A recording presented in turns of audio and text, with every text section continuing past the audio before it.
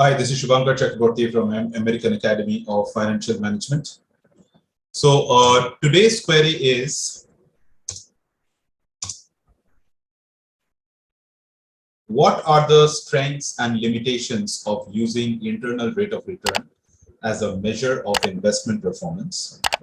As a wealth advisor, discuss scenarios in which IRR may be a more appropriate measure than other metrics, such as NPV, net present value, and when it may have certain shortcomings. All right. So to answer this, let us first understand what is IRR, or internal rate of return. So it is a widely measured, like we know, evaluating matrix for investment performances. Now, what it basically does is, if it is used as a discount rate to all your cash flows, which are your investments, the net present value as on today becomes zero. So if all your future cash flows, whatever you have, whatever investment is you're going to make, all those cash flows and whatever return you will be getting, so all the cash flow, both credit and debit, in the future times, if that are discounted at internal rate of return as on today, the valuation should be zero. So that is the understanding of internal rate of return. Now we'll see what are the strengths and limitations of IRR. The first is time value of money. That is the strength of IRR, and it takes into account the discounted cash flow, like we have mentioned. And these cash flows doesn't need to be equal. It can be unequal cash flow, but it has to be even cash flow. But then it can be unequal cash flow. और ये सारे unequal cash flow के एक net present value और इसका time value calculate करने में IRR मदद करता है. So IRR in that way is time. It helps you to estimate the time value of money in a future time. Right? So that is one strength. The second strength is, it is a standalone measure. So it provides a single rate of return, which makes it easy to compare two different investment propositions. So let's say if I give you an investment proposition where your tenure is 8 years and you will be investing, let's say, over a period of time, rupees, and I give you or just to compare, I give you another investment opportunity where the tenure is 15 years and over a period of time you'll be investing, let's say, 1 crore. Now, when I give you these cash flows, if you discount both of them with IRR, with the same IRR, it will give you an understanding whether both these investments are equal in terms of generating return. So अगर ये दोनों cash flow का और दोनों investment opportunities का IRR same है, तो you can compare. Or if it is more or less, you can compare that, okay, maybe it's a short-term thing, but it's giving me more, or maybe it's a long-term thing, it's giving me less. So that way, it can be a standalone measure for any kind of cash flow across any tenure, right?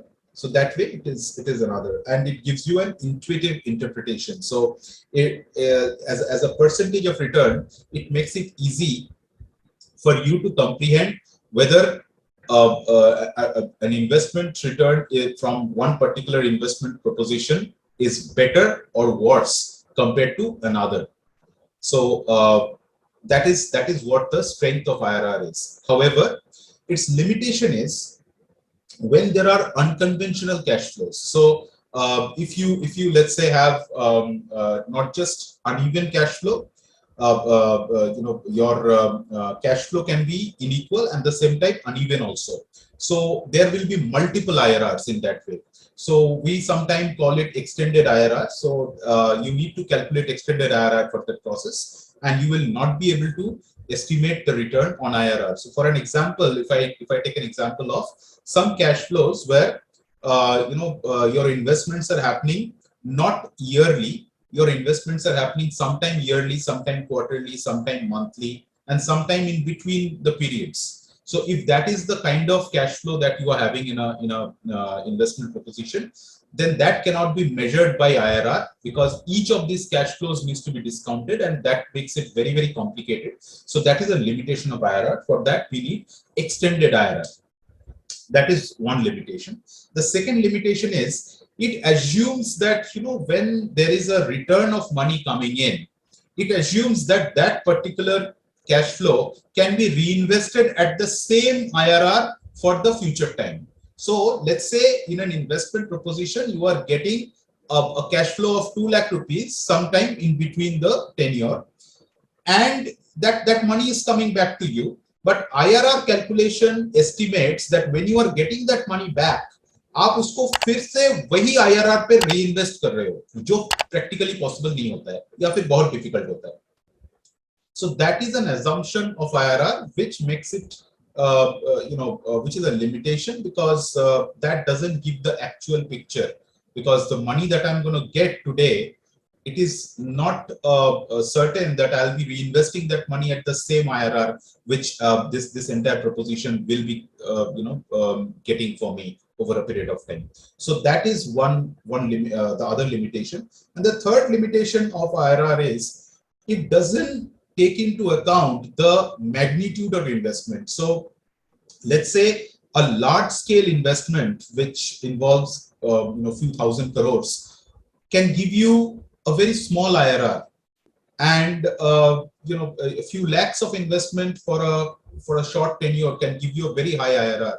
Now these two again cannot be compared. Now these two investment propositions are very, very different. Now I'll take an example. Let's say you are investing in a small nursery, nursery of plants, where investment range is within 10 lakhs, 20 lakhs. You cannot put 10,000 crore in a nursery plantation within a short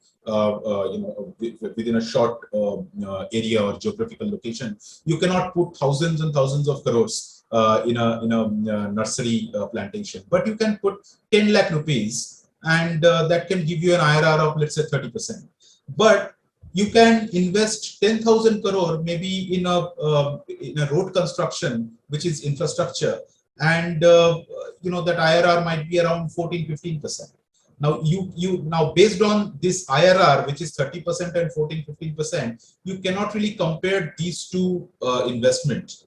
Now the one that involves thousands and thousands of crores are huge, and it really doesn't make sense to that investor to take 10 lakh rupees out of that and put it in another investment, because that investment will not be able to absorb this huge volume of investment. So that way, that is the third limitation of IRR.